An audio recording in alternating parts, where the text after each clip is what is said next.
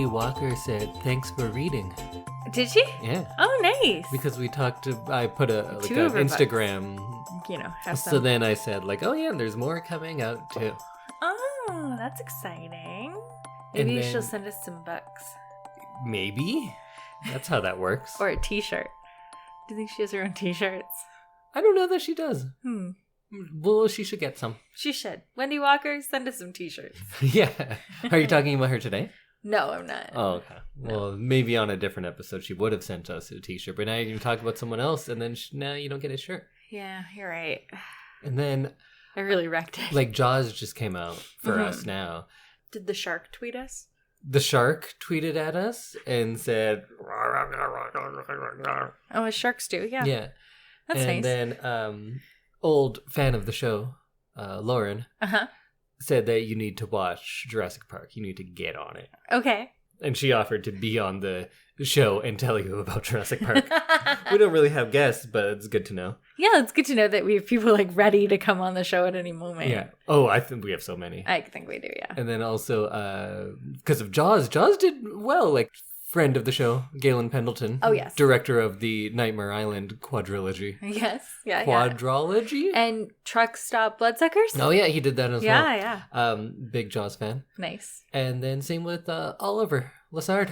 Oh, Oliver. Hi, Oliver. Very excited for Jaws because we do a bunch of junk movies. And he's like, Jaws, that's something I can sink my teeth into. And then Is that how he laughs? No, none of that actually happened, but he's excited for Jaws. And director of Resting Bikeface is going to be in the Edmonton Film Festival. Maybe by the time this comes out, it'll be right around now. So go watch that. Resting Bikeface, the one that you're in? Oh, yeah, I have a little bit. I'm in it, but I'm not really in it. I don't do much. I'm just there. At the Edmonton Film Festival? Yeah. Nice. That's exciting. Go watch all that. It's like you're famous. It's like that, but without any of the benefits. Okay, yeah, fair. All right, well, welcome everyone to an episode of I Love This, You Should Too. My name is Indy Randhawa, and with me is my lovely and talented co-host and wife, Mrs. Samantha Randhawa. Mrs. Samantha sounds weird. Miss Samantha. Now it sounds like you're a teacher. Yes. Miss Samantha, a kindergarten teacher. Coach Sam was what all my kids called me when I was coaching. Kids started calling me teacher again this week. Oh, weird. And it was like a throwback to in Korea where you just call your teacher. Yeah. Or I was Indy Sam. Ah. Something name. That's exciting. We're doing this podcast. I kind of got distracted and we just chat with each other, which sometimes we do, usually not after the first 5 minutes. No, true. We lock it down and we get to business. So let's get to business. Business only today. Yeah, well, no, because we don't make money at this. This isn't business. No. But for some business, we are members of the Alberta Podcast Network, which is locally grown and community supported. And some more business. Let's thank our first sponsor of the episode, and with Pod Power, our sponsors are making it possible for us to amplify the voices of Albertans and Alberta podcasters. This episode of the Edmonton Community Foundation is helping us give a Pod Power shout out to Is This For Real? Is This For Real is a podcast about various facets of Black life in Edmonton. In the first season of the show, Breaking the Blue Wall, host Omar Salafu explores anti-Black racism and policing and tells stories about policing in schools, accountability in Alberta's policing system, and the impacts of police violence on Black Edmontonians.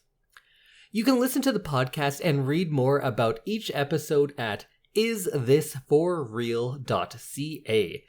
And you can also find the podcast wherever you're listening to us right now. So go check them out. Sounds interesting. There you go. That's my business. And now we can get back to, our business?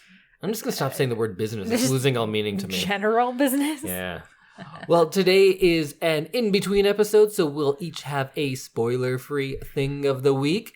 And then at the end... It's Indie Week. It's Indie Week coming up, so I'll let you know what we're watching for our big watch next week. Excellent.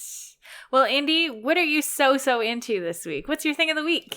I think you 100% know what I'm so into this week. I do. It took me a while to get on board, but I finally saw RRR, and I love it. It was so good. And this week I have watched it kind of multiple times. Yeah. I've told everyone I see all about it, and I've been like listening to that soundtrack on repeat. It's a good again. soundtrack. It's a great movie. It's a great soundtrack. So if you're not familiar, RRR, or sometimes called Rise, Roar, Revolt, is a Indian film from just a few months ago. It came out in 2022, and it is a over 3-hour epic. I don't even know where to start talking about this movie. So I'd heard from a bunch of people that I should watch this movie, and it came very well recommended from a lot of different people. So I thought I would kind of watch it in pieces because it's a 3-hour, 7-minute movie with subtitles. Movie. And sometimes that takes a while to pay attention to. So what I did was we came home one night. It was about midnight. You went right to bed. And I thought I'll just watch 20, 30 minutes of it. And then I'll watch it a little bit every night. And I ended up watching the entire thing starting after midnight. So I was up real late. But it captivated me. It got me. And it gets you right at the beginning. The next day, I was just so infatuated with this movie that I was telling you about it. But you were all jazzed up about it. I was great. Pretty jazzed. Yeah? Pretty jazzed. Pretty jazzed. I was telling you, but I know selling you on a 3-hour subtitled movie that's not for the podcast is a hard sell. Yes. So what I did was kind of gave you the Cliff Notes version where I would show you a scene and then tell you what happens in between. Yes. So you got a 40-minute, 1-hour version of it. Yeah, it was the perfect amount of time, I think. Oh, I think 3 hours is the perfect amount of time because that 3 hours flies by. I don't know how to describe this movie. It's kind of fun and silly and over the top in the way the Fast and the Furious movies from numbers 5 to 8 are. They know that they're being silly and they're just going with it. But they do it so well that you're yeah, this is fine. But then it has fun with music, something that Baby Driver does. It has fights that are on the scale of Lord of the Rings or Avengers. But then those same fights have the kind of person-to-person intimacy of something like Old Boy or Ong Bak, where every strike and kick is kind of more visceral and you can feel it, while on those big giant movies, it's just robots punching robots and you don't really care about any of that. So it has a great combination of all of these things. And also, it's kind of a musical too. Yeah. So it does everything. It is called RRR, and they use that, I think, kind of after the fact. They said, oh yeah, that stands for Rise, Roar, Revolt. But with a lot of Indian movies, when they're coming out, the working title is usually the most famous person's name and then a number. So one of the actors who plays Beam, he goes by Junior NTR. That's what you call him. Oh, okay. And each one of these people in this has a very interesting backstory itself, but we're not going to get into all of that. But Junior NTR, his next movie is called, if you look on IMDb now, it'll just be NTR 30 and then NTR 31 because there is 30th and 31st movies. Right. And then they title them after. So when this came out, it was Junior NTR, who is one of India's biggest stars. Right. You have Ram Charan, who is one of India's biggest stars. And you have the director, S.S. Rajamouli, who is India's biggest director. Right. And normally the way they title things, it would be one of them and then a number. But you have these 3 huge, huge people coming together. So what do they call it? RRR for all of their 3 names. Oh, yeah. So that's where it came from. And it's kind of you kind of need to know a bit of Indian cinema to understand even the titling. But it just kind of lets you know that this is something epic because we haven't seen 3 kind of powers like this come together in one movie before. So even before it came out, it was going to be a really big deal. Because I think Rajamouli has 3 of India's top 7 grossing movies of all times. So he's really big, and then same with those actors. So they're all giant box office draws, and then they're going to do this together. This is kind of like one of the Marvel Avengers movies where like all these huge big stars are coming together to do a movie. But I think your like Chris Pines and stuff are big because, or no, he's not even an Avenger. That's Evans? Chris Evans, yeah. Okay. Your Chris Evans he's big because of Captain America. Right. It's not like, oh, you know who's playing Captain America now? Brad Pitt. And Iron Man is Tom Cruise. And it's going to be directed by the ghost of Stanley Kubrick. And we're calling the movie Pitt Cruise Kubrick. You'd be excited. I don't know. That doesn't sound like a good movie. I'd be cautiously optimistic about it. Anything if the ghost of Stanley Kubrick does anything, I'll watch it. Yeah, exactly. And I realize this is already going to be a long thing of the week, but you know what? We're sticking with you. It was a long movie to begin with. Yeah. So now we've gotten to the title of the movie. Perfect. So this is not a Bollywood movie. I know people think India, they think Bollywood. That's what I thought. Bollywood means something from Mumbai or from that kind of cinema, which is Hindi. Hindi movies are Bollywood. Right. This movie is in Tagalu, which is more in the south. So they call this movie a Tollywood movie because it's both Tagalu and Tamil are like the languages that this would be in. Netflix has this movie. You can watch it there. But they have the Hindi dub, which is a shame because you're not actually hearing the language that they speak. Yeah, because there's a little bit lost between them saying the words and the dub. And the good thing is that the main characters, at least, are doing their own dubs in Hindi. Yes. Because in India, like, everyone speaks, like, 5 languages. Right, because there's so many languages around. Yeah, there's 22 official languages to India. India doesn't have an official language. It's every just state regional. or province has its own language, and there are 22 different ones because India's not as monolithic as we think. It's kind of like just saying Western Europe. Right. Like, it's as different as Spain and France and Germany, right? Like, India is much more vast than we think. Their own language, their own foods, their own culture. So it's all very different. And Netflix has, as default, it will play in Portuguese, which is a weird choice. Yeah, that doesn't seem like it. So then I selected to watch it in Hindi because that's closer. And in Hindi, you get the English actors, you still hear them in English. And the actors are at least doing their own Hindi dub.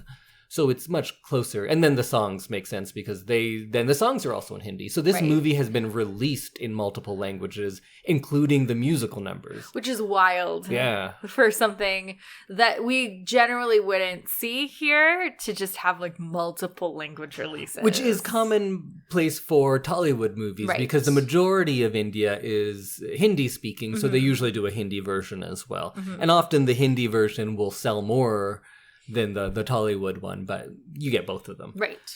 Do more people speak Hindi in India? Yeah, Hindi is the most spoken. Right, okay. And when it was in Hindi, it was nice because I can understand some of it because I speak Punjabi, and both Hindi and Punjabi are Aryan languages, so I can get it. I was going to ask you how close they are. Kind of like Spanish and French, maybe a little further. Okay, so you they're quite can close. Pick and choose some words. Yeah, but Tagalu is like a Davidian language, so it is quite different. It's very different. I can't understand any of it, except for a few things. I think I said Davidian, like the branch Davidians. I was wondering about that. Rather than Dravidian. Dravidian. Which is the language family of like Tamil. You did say Davidian, and that is exactly where my brain went. All right, let's actually talk about this movie. Okay. So I won't spoil it because I don't think you can. This is a thing to behold. I could tell you the whole plot, and that doesn't matter because you need to watch it to understand it. Because it is miraculous? It's kind of like a parade where different things happen one right after another. Yeah, if I describe a parade to you, you're not going to be like, oh, you ruined it. You told me everything. Yeah, it's like, no, you go watch the parade. And then there was some dancing here, and then they went here, and then this guy died, and then you can't spoil an amusement park. No. Right? It was because very this strange. is as much fun as you're going to have watching a movie. If this comes out in theaters, I will go see it in a theater because I feel like this needs to be seen with a group, and you need to be eating popcorn, throwing it around, getting up, and like high-fiving your friends. That's how you should watch this movie. Dance to this movie. Yeah, you should get up and you should sing along and you should dance around. That's what this movie inspires. If you want to find out if this movie is for you, maybe just watch the first 20 minutes. It gives you a good glimpse of what the movie is going to be like. Outside of, there's one moment of violence in like the first 5 minutes that's more intense and disturbing than anything else in the movie. At least I found it that way because of the context of where it was happening. Right. But outside of that, I don't think it's a particularly hard movie to watch. There is violence, but it's fun. If you find throwing a tiger at someone, yeah, as a someone weapon, throws a tiger at someone multiple times. So many. Like early on, and I think it's right around 9 minutes to 15 minutes. If you just want to see this one action sequence, there's a sequence where one man fights about like 600 people with a stick in his bare hands. And it's somewhere between a superhero movie where one person is stronger than everyone, but it's blended with like an amazing amount of like visceral realism, kind of like those movies like Ong Bak or Ninja Assassin, where you can feel every punch. And it's kind of so far removed from any other action that you see on that scale. Like in an Avengers movie, if the Hulk is punching a robot, like, I don't know, I don't feel that. But this one, there's just one guy that's just like pulling someone's ear or stomping their toe. Yeah. But it just happens to be that he's fighting 600 people at that point. Yeah. And it's an amazing sequence. I think the best action sequence I've seen in many years. It's beautifully filmed. Because there's literally 600 people on the screen at once. Yeah. And you can still tell what's going on and that everybody's involved. Yeah, and it's, of course, there's a CG being used there, but it doesn't pull me out. No. There's CG throughout this movie because it's on such a grand scale that there just has to be. And none of the animals are real. Yes, right. And they don't look the best, but I never for a moment had that detract from my enjoyment of it, right? Because, like, if you look at we did the Before series. You look at Before Sunrise. Like, you know what? That doesn't look as good as a Marvel movie. No, it doesn't need to. Yeah. Why should it? Yeah, and this is like high action and like has almost fantastical elements. It looks like being it should able to like use a tiger as a weapon.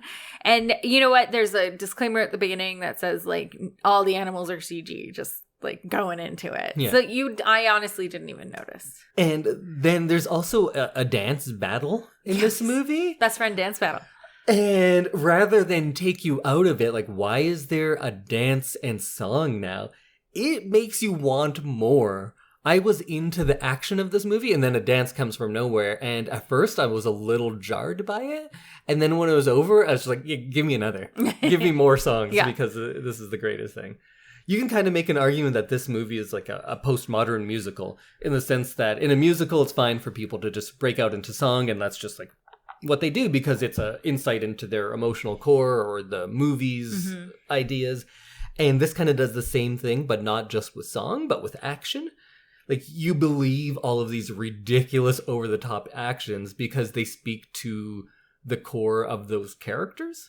They believe in something so much that like, yeah, it's perfectly normal that they are then going to like swing off of a bridge and meet a best friend and make friends while swinging through the air on fire saving a boy. Yeah. Because those are what those characters would do, and I 100% believe it.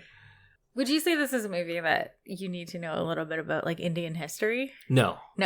I think you get something extra if you do. Right. Because you kind of filled me in on some of it. But if you just watch it as like, here's a bunch of pretty things to look at, yeah, sure, go for it. Here's a wild action sequence.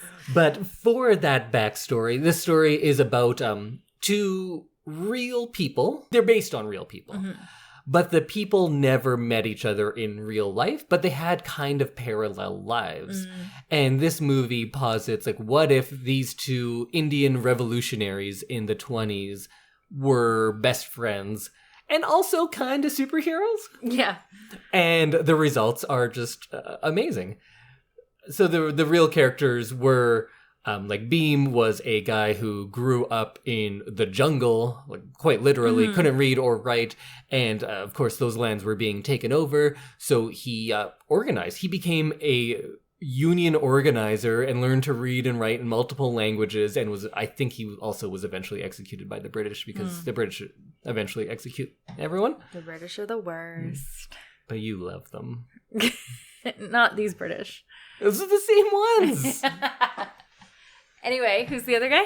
And then Raju is the other guy, and he was a leader in a big 1922 rebellion. So this posits, like, what if these two guys they're actually part of, I think when they were alive, it was one land, one province. Oh. And that has since been separated. So having one from each is kind of like a reunion of that part, which is where the Tagalog language and Tamil is spoken. So it's kind of a, it is an Indian movie on a whole, but it is specific to that one region. Right. And it's kind of Tollywood? Yeah. Tollywood is, literally would be Hyderabad, which is like the city where those studios would be. Oh, okay. Yeah. We should do more like historical figures. What if they were best friends? Kind of movies. I think that would be a super fun way to do stuff. So this movie, they said like there's no sequel or anything, but then it did so well. Now he's kind of like, well, maybe. And rather than bringing these characters back, I think you bring the actors and directors back and just have them be other historical figures and do the same thing, but different plots, different characters. That would be so cool. And you can still call it RRR too, because it's about the three of them, right. the actors and directors rather than the characters. Right. That would be a great sequel. Yeah, I think we should do that with more historical figures that lived during kind of a same period. Yeah, because what do we have in the West? We have like Abraham Lincoln Vampire Hunter. Yeah. Which was, it's fine. We could do better. And this movie is also kind of, it's an Indian nationalist movie. It's about all of the different groups that I was talking about within India coming up and like being united. And there's a song at the end about that. And they are celebrating a lot of real revolutionary figures. And right now, it's kind of like a sketchy time because what Indian nationalism looks like in India right now is the opposite of that. It's very exclusionary. It's very, if you're not Hindu, beat it. It's anti-Muslim. It's anti a lot of things right now. So there's a lot, like in so much of the world, there's a lot of right-wing parties coming into power. I know there's a little bit of backlash against the movie because of that, but if you actually look at what the movie is saying, they're being a very unifying force of India, and it's kind of nationalist in the sense of like, hey, stop colonizing, which I think like that's hard to argue against. It's a good tip. Yeah, so the song at the end is really great because it's a little trip through history about all the different parts of India and their different martyrs and revolutionary figures who tried to liberate the country and contributed all in their own ways. Aww. And I loved the sincerity and earnestness of this movie because there are these two guys become best friends and they have a full-on friendship montage. Just about two men really loving each other. And it was great. Suspenders. Yeah, and then they do a friendship dance, and they're always sticking up for each other and helping each other. And there is, of course, like all of these like plot twists of like, oh, this guy's evil or whatever. And you kind of go through it, and their relationship goes through a lot. And I also love how this movie has like heartfelt apologies, which is not something you see in action movies. Yeah. I feel like I would like Fast and the Furious more if Vin Diesel and The Rock had like a dance together and like really loved each other and said that out loud. Yeah. That'd be a better movie. Yeah. And those things like Marvel has a real detached irony with its quippiness. Like everything has to be a joke. You can't be completely sincere. Mm-hmm. And then DC is the other way and they take everything so seriously. Right. There's a man dressed as a bat and it's like a most serious thing ever. They're like, we don't laugh about this. Because they're like trying to prove they're legitimate. Like, no, this is real. This is serious stuff.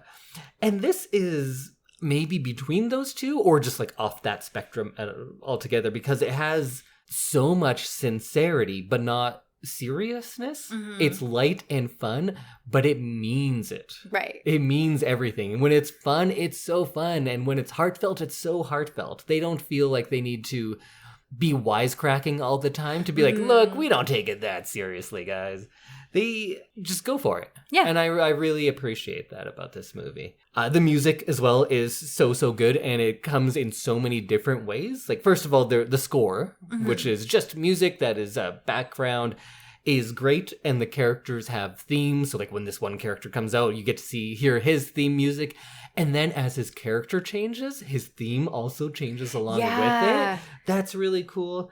And then you have a straight out musical number and dance, but it's within the movie, like in the way that Cabaret in Chicago are, where the characters are playing music and singing a song and doing a dance, and the world acknowledges it as a song and dance. It's not like a musical.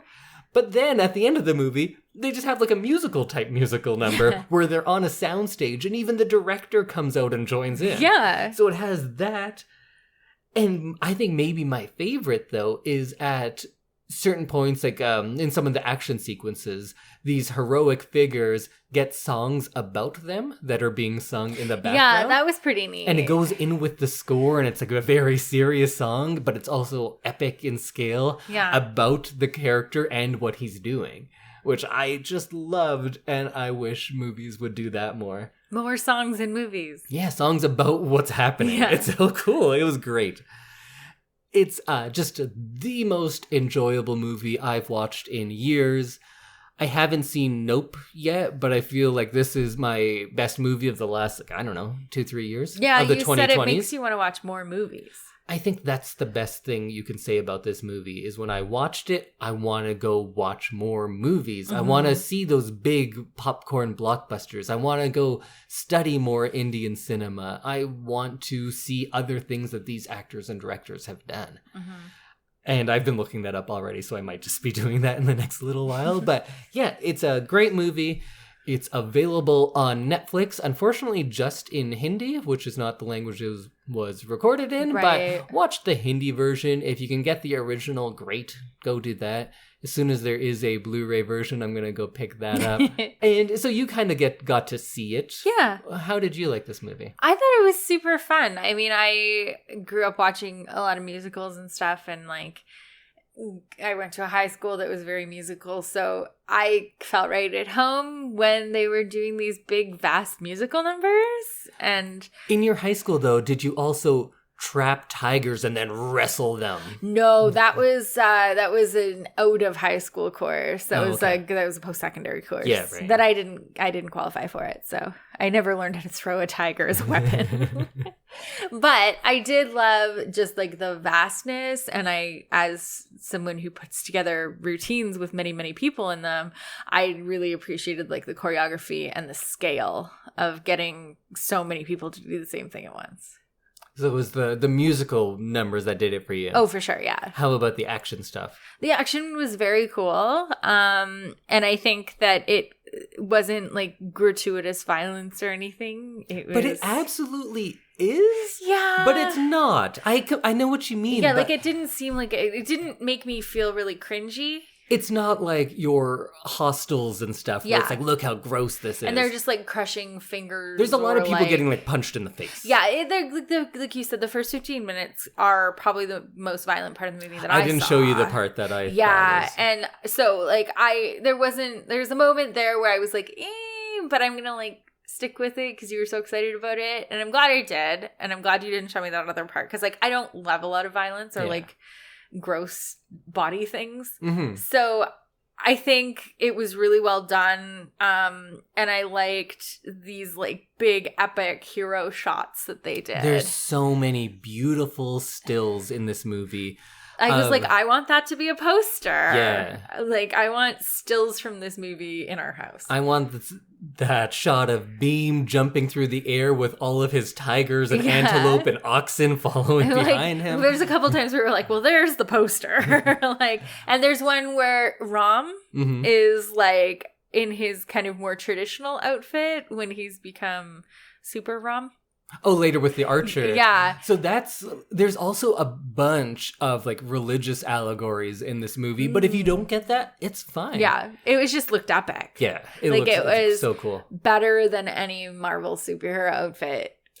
For sure. That guy just looks so cool all the time. When he's an officer, there's some of the best mustaches and beards in any movie you're ever going to see in this. Really well-groomed facial hair. And just like I also loved, because it's not something I see a lot, jacked Indian action stars, because I don't see like superheroes that look like myself. No. And of course I don't look like that because these dudes are fucking huge. They're on like the Marvel diet. Yeah. They're like Kumail Nanjiani when he became a Marvel superhero. They're more than that though. But it's like an unattainable body type for most people. Yes. But it was impressive. Yeah, but then you have these super jacked dudes, and what do? They dance together and tell each other how much they love each other. They're like smiling and like doing a dance, which is the best part.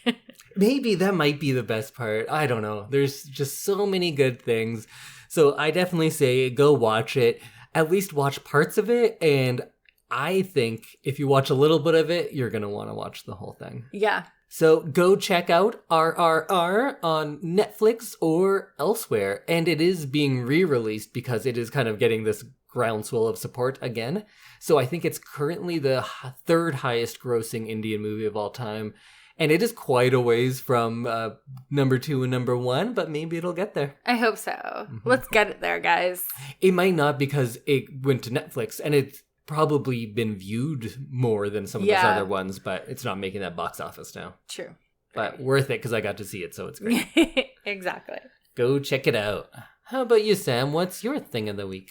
So my thing of the week is another book. And it's a book that I started probably 2 months ago, and then it got returned to the library against my will.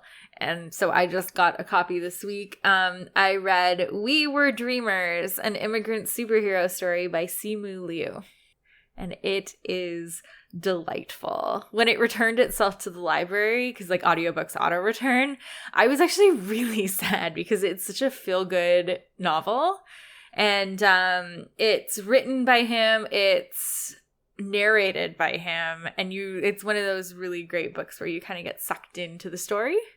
So you know who he is, Indy, but he is Jung Kim from Kim's Convenience, as well as Shang-Chi from the Marvel Universe. Yeah.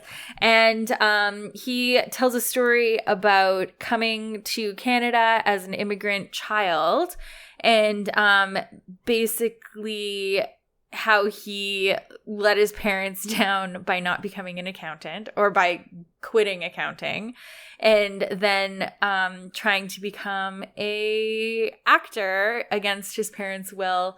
And he talks about how he tried out for things and how hard it was and how it was many, many years of tiny, tiny little parts until he finally got his big break to be in Marvel, which is pretty cool. Yeah. And he's like Canadian kind of guy, so he was very like self-deprecating, but in like a fun way. He seems like, from everything I've seen of him not acting, he just seems like a great guy. Oh, he totally, after listening to this book, seems like somebody I just want to be friends with. Like, a lot of those Canadian celebrities, they're really doing us proud. Like, between him and Keanu Reeves and Ryan Reynolds, they all seem like really great guys. They just seem like fun guys you could have like a drink with. And except for like Jim Carrey, who went kind of mad, but you know, 1 out of 4. But yeah, he seems fun. He talks about how hard he tried to be an accountant, and just being gifted in math wasn't enough. For him to actually want to do it. He got kicked out of his internship and somehow found acting, and he did a bunch of silly little parts, including he was in a big Hollywood movie but missed the second day of filming, so his friend got to be in it, but he didn't. And so like little misses with fame like that until he tweeted at Marvel about wanting to be Shang-Chi and then actually getting it. Yeah. And that was years before there was even a movie in the works. Yeah, he said it was 2018 after Black Panther had been... Oh, I guess it was more... Yeah, after Black Panther had been like a huge success, they said, okay, we're going to bring this movie that was way back in like a different series of movies. We're going to bring it forward because I guess ethnic characters are more popular now, so we can bring Shang-Chi forward. And he was like, hey, so are we going to talk Marvel? And then he ended up getting it, and he ended up being able to become kind of like an idol to immigrant children and the children of immigrants. And he does all sorts of really cool speaking engagements. And he really seems to take on the mantle of like following your dreams as someone who doesn't always look like what you see on screen usually. We're talking about a lot of jacked Asian dudes today. Yeah, we are. So if you are looking for a really good feel-good book, you can check out We Were Dreamers, an Immigrant Superhero Story by Simu Liu. So our second sponsor of the podcast is brought to you by Alberta Blue Cross. Alberta Blue Cross understands that running a small business is tough, and they understand that business owners in Alberta are busy. Let Alberta Blue Cross give you peace of mind with a group benefit plan. They offer health, dental, life, and disability coverage for your employees. Alberta Blue Cross group benefit plans are easy to manage anywhere, anytime, and on any device, making it easy for you and your employees to access. To learn more and explore your options, head to ab.bluecross.ca. Okay, Indy, it's time. What are we watching for next week? I don't know. What? I don't know. What? So, we did Pretty Woman last week. Yeah. And we both loved it. Mm-hmm. And so then I thought, I'll just do a response to Pretty Woman. Right. Because that's fun. We did that a couple of times where we'll kind of have a theme going through a couple of episodes. Now I got all into RRR, and then I thought like, I could just do a response to that. But then, despite being of Indian descent, I don't have a great knowledge of Indian cinema. And the stuff I do like is not what you'd like.